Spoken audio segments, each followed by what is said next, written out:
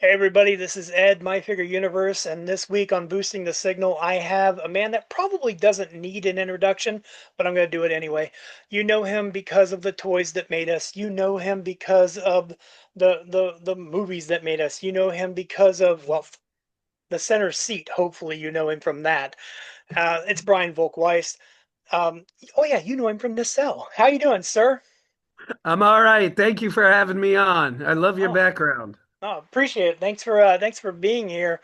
I Yeah, I'm sitting there thinking, I was like, I'm focusing on your movies, and it's like when I think of you, I'll be honest with you, the first thing I think of is your directing.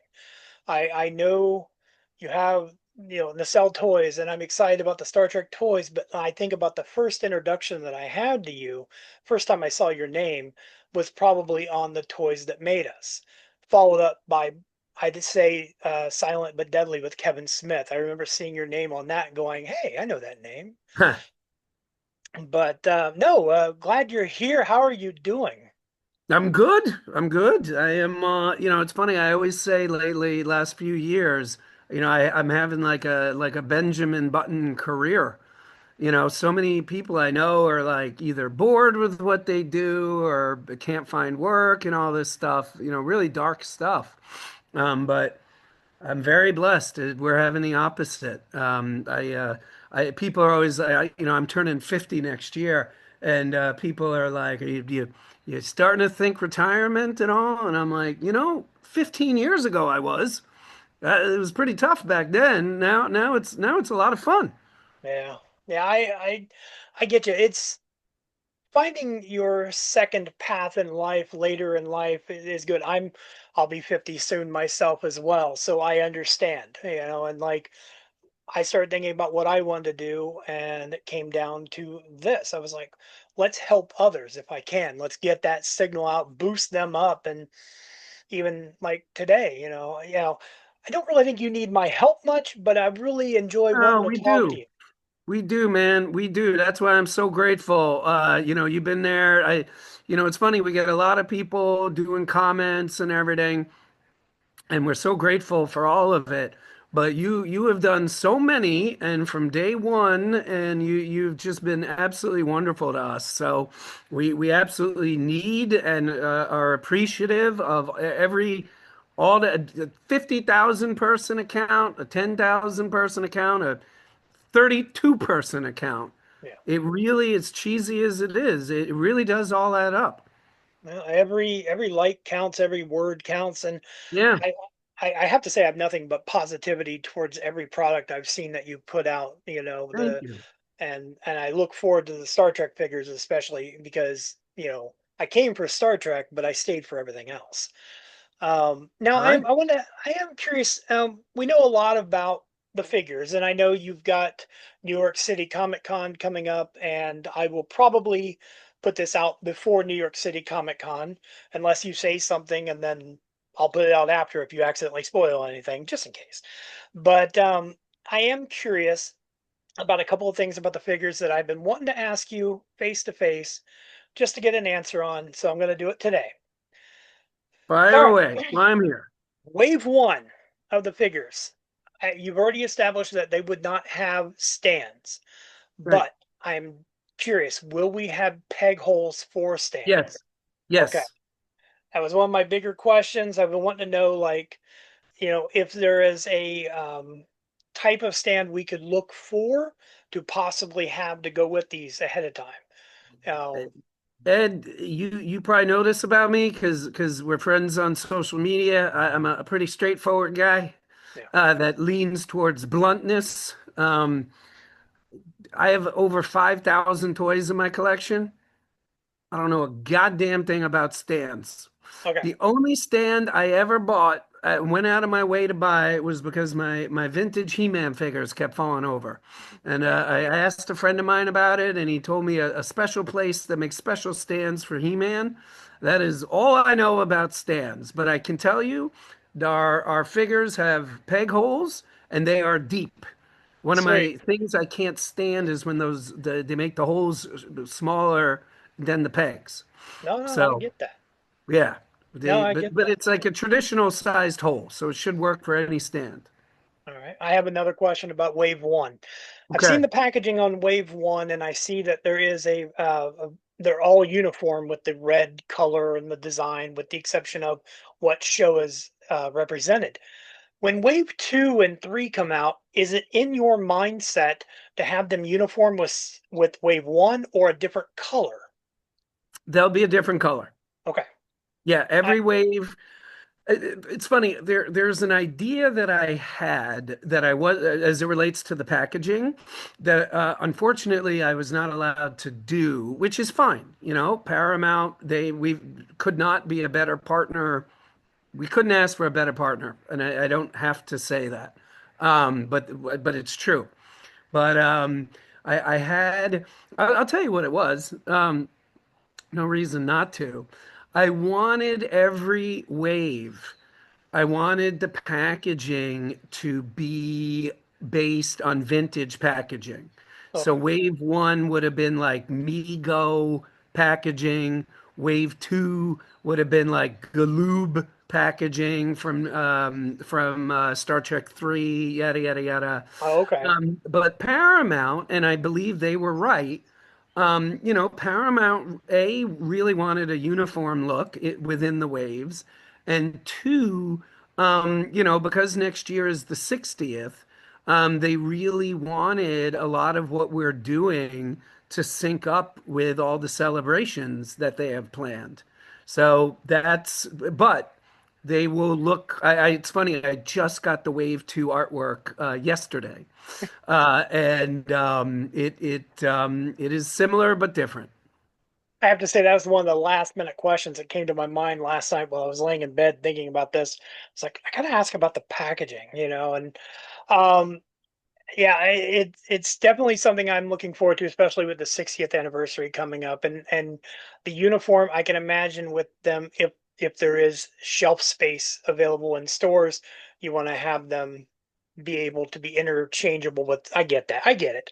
I can Yeah, see where they're going with this. but that said, all the not all, but a lot of the boxes are different sizes. Yeah, the accessories.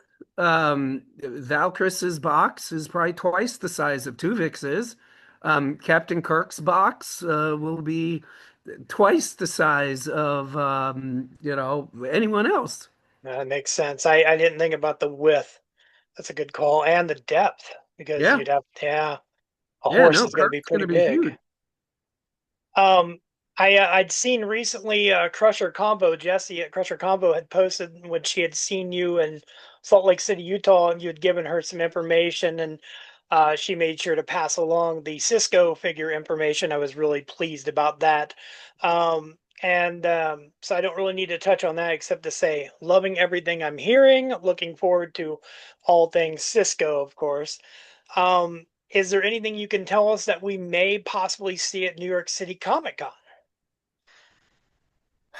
I mean, yes, and I mean no, because the whole point of these New York Comic Cons is, or not New York, but the whole point of these things is to. By the way, if this is going to come out after New York Comic Con, yes. If it's coming out before New York Comic Con, no. If it's coming out before New York Comic Con, I can tell you we have a lot that's being announced. A lot. If We you say actually something that you want to, if you would like to, give me some teasers, I will hold off until the 13th. Then it would be after New York City Comic Con. okay, so we'll do this after New York Comic Con? We will definitely do this after New York City Comic Con. Okay. So if this is, and I'm trusting you here, Ed. I promise. But also just one thing I will tell you, because I've learned this the hard way, everything I'm saying now, of course, is subject to change. Yes. But I doubt it will. So the first thing, so Wave 2 is going to go on sale on the day of our panel. So I should probably know that date, but I don't.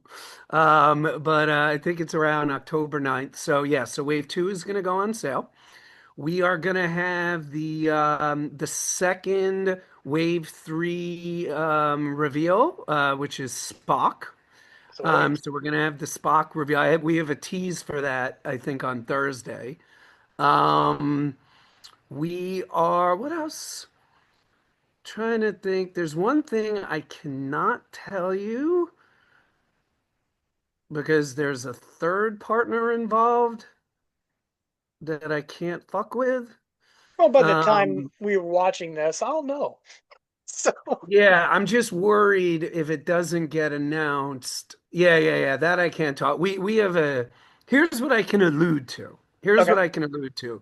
Because even if we don't announce it at New York Comic Con, this will be a tease, but I won't get in any trouble.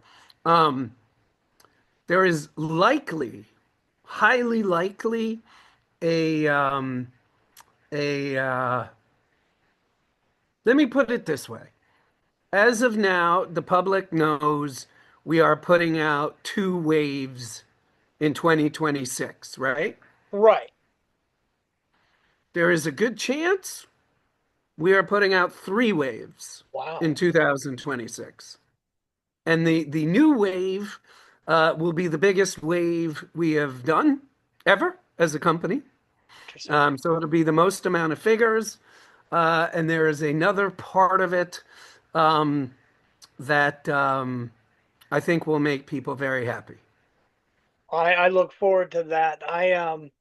I know New York City Comic Con. I won't be there, but I will be sending a representative to be there at the panel. And my friend Jason, you met him in Chicago. So by the time this airs, you have Yeah, already I seen remember him. him. Yeah, he'll be bringing you. He's going to drop you off some stickers. I sent some stickers with him. We saw him the other day, and I made sure to leave some stuff with him because he was going to New York. So you'll have Oh, that by the good. time this airs. I love But I love stickers. But yeah, no, yeah, I just one other thing I can tell you, I yes. totally forgot, but I have my handy dandy New York Comic Con cheat sheet here. I forgot about.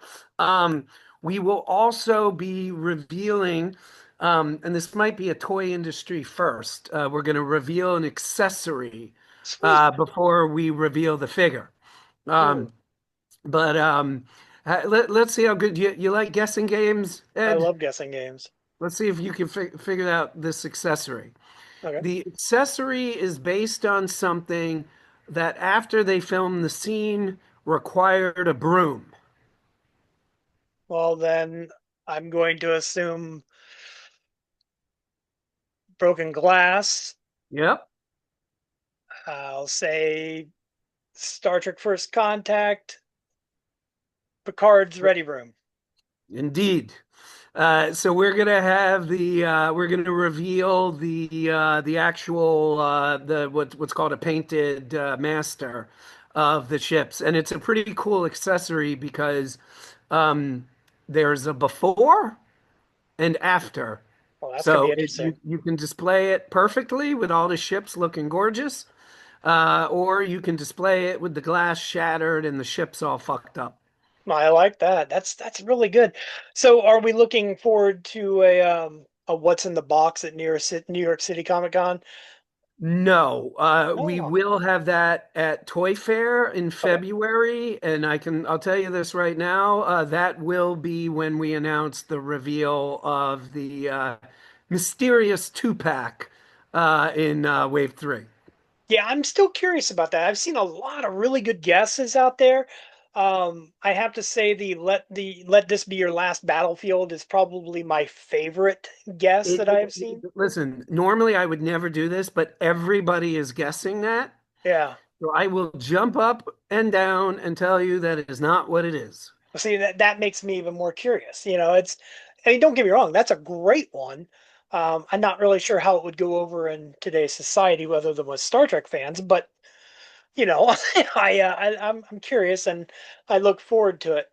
I do have a couple of questions I like to ask people when they're on here. I would love to know, and this is probably a long one. We know a lot about your past and your love of Star Trek and the figures, but what's your Star Trek story? What brought you to the franchise? What caught your attention and brought you into the universe? Um, so I mean, the non-specific answer is my mom. Okay. I remember, it's weird, man. I vividly remember my mom telling me about Star Trek years before I would see it. And one of the things I remembered she said that caught my attention, and I mean, I was probably 5 years old at the maybe even younger. Um, but I remembered she was telling me all about what it was. And the only I remember the conversation, I know where we were, but the only detail I remember was she said that Uhura came from the United States of Africa. Okay. And for some reason, that really stuck in my head, and I thought it was really cool. So that was technically the beginning. But the real connection was Wrath of Khan. I Okay. saw it in the theaters. Which, my mom used to always say for the rest of her life, had she known about the SETI eel, I would not have been in that movie theater. But I will tell you this. I mean, to this day, I do believe that to be one of the most disturbing things in any movie. It's one of the really odd things about Wrath of Khan that no one ever talks about. It Well, is not only the most violent Star Trek movie ever, probably the most violent Star Trek anything. Um, but like it's like so like out of place for for the rest of the movie, but it works. have you been listening to the Con podcast? Not yet, not yet. I'm no spoilers, but your love of the eel and your thing here about the eel, you're really gonna love this podcast. Okay, all Yeah, right. trust me. It's I'm solid. Probably one of the best things that I have heard. I mean, I had no faith in this whatsoever, and I just started listening, and it's like I want more. Like I want more. Um, great. so I'm Okay. hoping I would love to see a live action personally, Oh wow. Okay. but Yeah, no, I will be I try to wait for everything to be out before because I just want to binge it. yeah, So I get that. but that might be a Thanksgiving thing before I get They to it. um they end up casting the one lady from For All. You ever watch For All Mankind? Oh, sure, sure. Okay, A plus show. okay. One of the redhead lady from that show. I can't remember her character name, but she's playing Marla McGivers, Oh, and wow. so well done, so well done. Um, Now, could we see on the figures? You've teased Wave One within 100 days. Are we talking Christmas time? It'll be before Christmas. It might be December 24th. But it'll be before Christmas. It is if people understood how, first of all, the relationship with the factories is the most bizarre business relationship of my entire career. There's no contract. There's Right. literally no contract.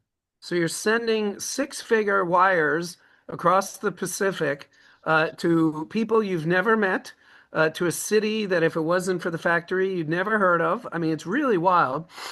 So that's something. And then the bigger issue is the shipping. Yeah. I mean, I don't know if you saw a couple weeks ago or 2 week less than 2 weeks ago, a huge cargo container ship literally dropped like almost 70 containers into the ocean. Unfortunately, I saw We that.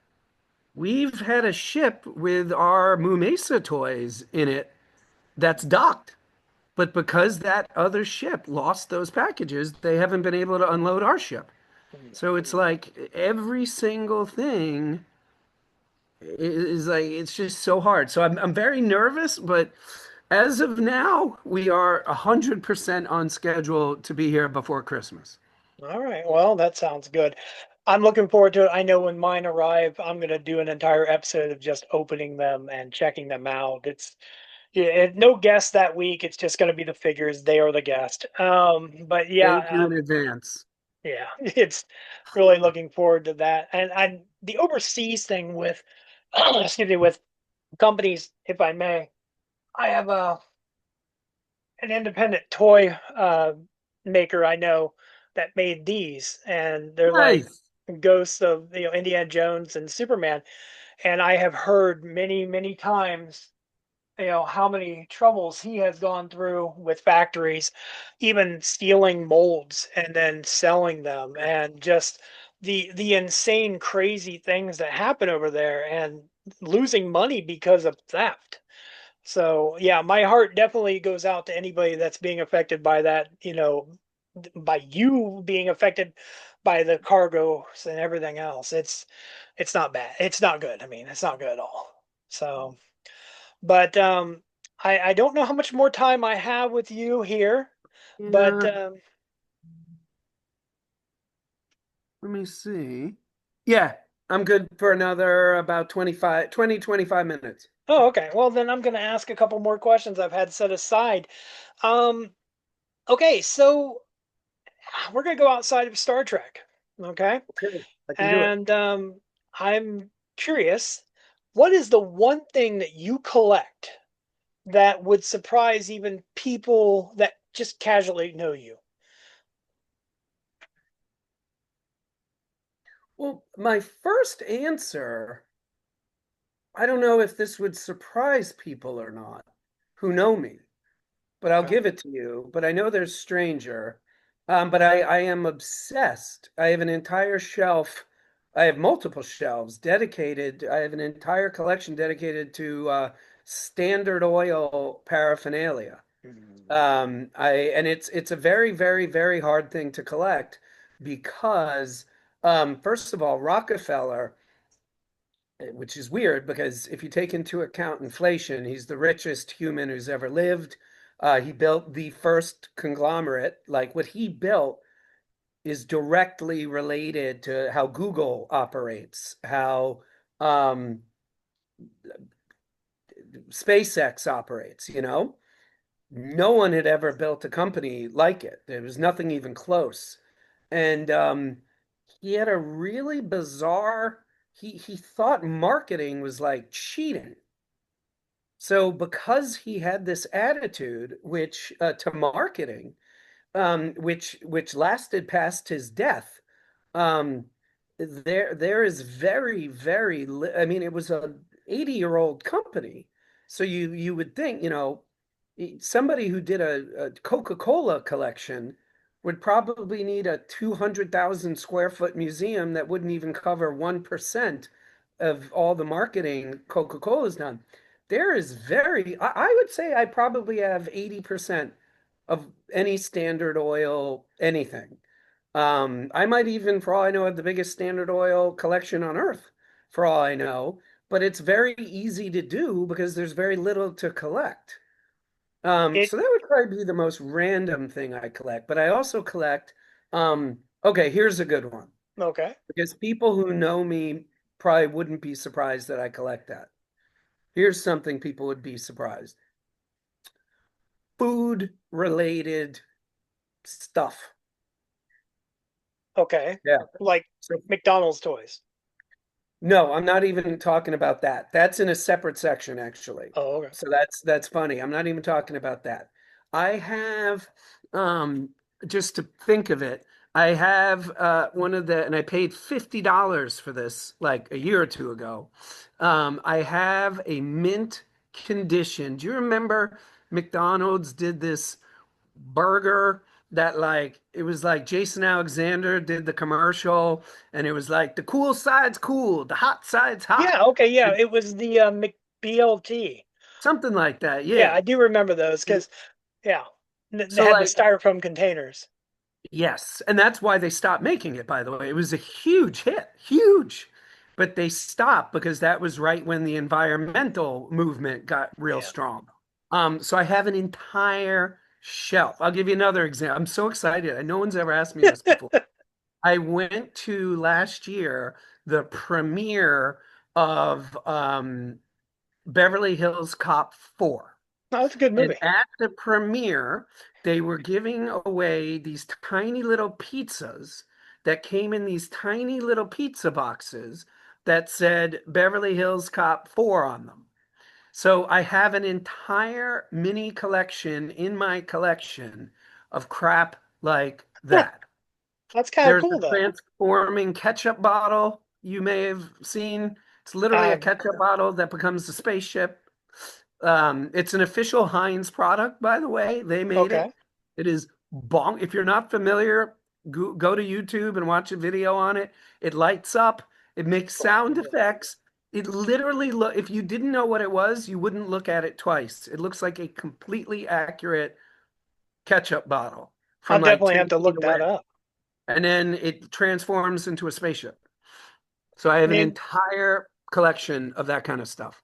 you mentioned Standard Oil, and the first thing I thought about was my dad. My dad was a classic car collector, and he collected anything of car paraphernalia and such, um, and Coca-Cola products. Because you made me chuckle when you talked about a large museum. He had two large warehouses built in his backyard to hold the antique cars, the car parts, his Coca-Cola collection, and he had and I believe my stepmother still has them all, but I don't know what she sold off. But he had a lot of old signs, like signage from that, like everything from the 1930s, 40s on, and it just progressed through the years. Neon signs that he would have um, fixed to where they would work. When the Standard Oil, I cannot remember that. I can't claim that he had it, but if I ever find a picture of one of those, or I'll go visit and I'll see what he's got. I'll send you pictures because I love that. you never know. But it's something that caught my attention because yeah, I know exactly what that is. And same with the Coca-Cola products. Like I remember, man, it was 2020, like right before the pandemic had started. I had called my stepmother and I said, "Can I come down and take some pictures of the Coke stuff?" Because I had a Coke bear. I wanted to get some good photos with it. And she's like, "Yeah, come on down." But then it was like the next week we got the stay at home, and I'm like, "All right, well, I'll come down afterwards." I still haven't gone and done it. I've kind of lost interest and need that picture. But yeah, because there was like so much Coca-Cola products. And I know my mom's probably listening to this right now and she's saying it was all mine, it was all mine. So but but That's funny. yeah, yeah, she knew I was gonna talk to you, and she kept asking me. She's like, "Oh, did his family make jewelry?" And I was like, "I don't think so, Mom." And because she's your last name, apparently there's a jewelry maker out there that uses Volk-Weiss as from like we're talking like eons ago. And Oh, I was like, "I've never heard of it." I said, "I'm very certain that you're not," but I told her I would talk yeah, about it. So I gotta look into it. Yeah, my last name is a combination of my parents' names. oh, okay. Well, Um, maybe it's just a weird coincidence. My yeah. my name doesn't pop up very often. If it does, it's you know, nothing ever good. Irish bands. So, but that's about it. But you never know. But no, I appreciate that. I love hearing what other people collect. You never know what somebody is into, and that's something that you obviously have a passion for. So I love hearing that and knowing that. No one has ever asked me this before. Can I tell you one more? I Sure. never Yeah. get to Yeah. Of talk course. about this, and I know this is a little edgy, but like I said, I never get to talk about this. Okay. So uh, let me preface this by saying I am married to an Asian woman. Okay. I mean, and I have two sons that I think people would be shocked to hear have a white father. Okay. That's how Asian they look.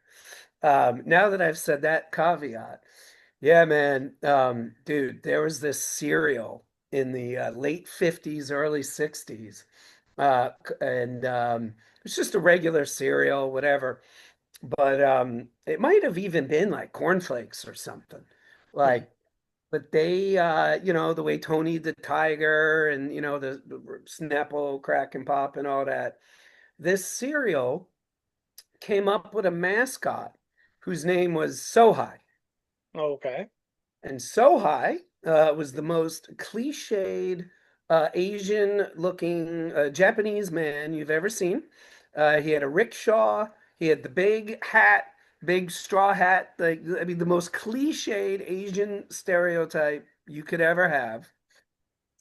And I have it was a free giveaway that like when you bought the cereal, you put your hand in and it's a plastic model on the tree Hmm. that you can pop out the pieces and make your own little model of Sohai pulling the rickshaw.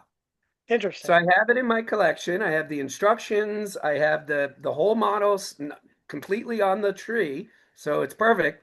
But here's why it's so edgy. Are you ready? Okay. Do you know why his name was so high? So, no. Because he was only so high. Oh, So that is in my food collection. And I now love you it. know why I went out of my way to tell you the ethnicity of my wife. No, no, I get it. And asking the questions that nobody else would ask. That's what I'm trying. I want people to get to know you. It's boosting your signal. We all know your company. We know the films, and we love the films and the TV shows. And I'm really getting into the Icons Oh, show. great. It was something I Thank had you. never touched on. I didn't even realize it was something you had done until like I didn't get Prime until last year. Like I literally just never did Prime, and then I got it, and I was like, I looked up Nacelle one day, and I saw that center seat was on there. Which, by the way, first of all, this is the way to have it, and all the extra stuff is on the Yeah. DVD. It's like I love it digitally, but the DVD has got all the extra stuff, especially the third disc. Well, Or and fourth sorry disc. to interrupt, but you know why we did that? It No. it really I want to make sure I don't come off like an asshole the way I say this, but like here's how I'll say it. Like, I feel like I'm this kind of I feel like I kind of operate in two worlds. Like there's like if I were a dentist in Montana, I would probably still have my toy collection. Okay. If I was a dentist in Montana, I would still probably collect the props that I collect and everything, right? But I'm not a dentist in Montana. I own a production company in Hollywood. And so I feel like I'm like almost like a representative of who I was 20 years ago, where I get to go in these rooms and these meetings and meet these people and do these things. And I just feel like not an obligation, but I feel a responsibility um, to share this stuff. Right. And there are things in my toy collection that it pains me that nobody gets to see them but me or my guests. Like I have some real, I'll tell you something to give you an example. I have this glass jar. It's about that thick, that wide, has black tape, kind of like a zebra, black, clear, all around it. Um, and that thing that I bought at an auction was filled with this kind of clear viscous liquid with shiny stuff in it, spun around, filmed from the side, and that's what did the transporter I effect for 7 seasons of Next Gen and the pilot of Deep Space Nine. I love it. So I hate that I have that and nobody gets to see it. So that's my logic. So I knew we had the last interview with Leonard Nimoy. Why wouldn't we share that with the whole world? So and we do that. So, like Icons on Earth, we got the first real interview ever with Marsha Lucas. Dude, 4.5 hour interview. She had never done an interview before, ever. Wow. I always feel the need to do the caveat. Yes, she talked to like the Modesto Times in 1978, but she hadn't done anything since. So again, I feel an obligation or a responsibility to share that with the world because it's like, why should we be the only people that have all that knowledge? So that's to your point about center seat. That's why we just put everything on it. So Kirstie Alley's interview. Yeah. She Well, never did that. She literally, every every interview on disc four, none of these people are with us anymore. yeah. Is that You know, right? I never even everybody. thought of that. Yeah. Oh, I It's never. Who's on this for? It's been a while. disc four. You've got Leonard Nimoy. You have Nichelle Nichols and Kirstie Yeah, Alley. Yeah, yeah, they're all yeah, gone, and yeah. it's like to me, it's like digital's not forever. I know people love their digital, but like physical. I remember when I got this, like the first time I ever had a communication with you online was I bought it. I remember posting it. It was on my personal accounts long before I had the My Figure Universe, and I had shared it. And I remember tagging you. I had to like look up who is this guy. I'm like, so I look him up. I tag, and you click. I was like, hey, the director. Like telling my wife I was all excited about it, and then I start, rolling like a snowball trying to figure out more and more stuff. And I was like, I love this. I mean, no blowing smoke up your ass or anything. It's just well done, everything about it.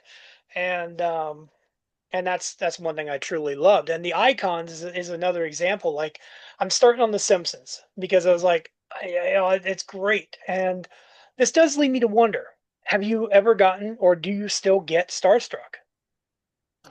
You know, I have always gotten starstruck by strange people. So like I had breakfast, I posted this, so it's not a big thing, but like yeah, I had breakfast with Arnold Schwarzenegger last week. I, I I I would have to guess he's probably my favorite actor of all time. And was not starstruck. Um, did you watch The Expanse? I have watched. I'm up to season two, maybe almost three. Just almost getting ready to So go to three. so you know the big bad guy, Yeah, Mal? right. I saw that actor walk in one day in a mall, and you would have thought it was Jesus Christ. Like I could not believe. I mean, I literally like almost fucking tackled him. Like I love the band. Not, I probably shouldn't admit this with a camera recording, but I do love the band Bush. Okay. And yeah, I saw Gavin Rossdale once at a restaurant, and yeah, but I've met The Rock. I've been to Kevin Hart's house many times. Like, doesn't affect me at all. It's these Right. weird, like, yeah. When I met, I forget his name, but the guy who plays Peter Preston, that Okay. was in a weird way weirder to be around than William Shatner. That's man, never think of his name off the top of my head. But yeah, I gotcha. Um, yeah, no, I've always like I met Bobby Brown one time, and I mean, I've met a few celebrities, but I always use Bobby Brown as my example because I'm old enough to have listened to his music when I was a kid and then see him, later as an adult. So whatever. But I treat him just like a normal guy, and he was a normal guy. That's like Kevin Federline, of all people. He gets a lot of crap, terrible individual, they say, whatever. Nicest guy I've ever met. One of the Yeah, nicest people I've ever met. And you never know. Treat everybody like they're regular people. I think ultimately that's all we want. But yeah, unless you're The for Rock, the I think most part, I think yeah. The Rock wants people to cheer him, but I don't know. I there is no connection I have found. Well, I will say this. It does seem to me the more successful people are, the cooler they are. Yeah, Maybe they just don't have that stress or anger about not getting to where they wanted to go. I don't know. But like, I mean, The Rock, who we do up a whole bunch of stuff with, I mean, he's exactly what you would think he is. Yeah, it's always it's these people right in the middle between no one knows who they are and a huge celebrity. Those are usually the people that got like a little chip on their shoulder sometimes. And like you're like, I just talked to The Rock, who said do whatever you want. And you're asking for a 50-page writer with no green M&Ms. Okay. All right. Okay.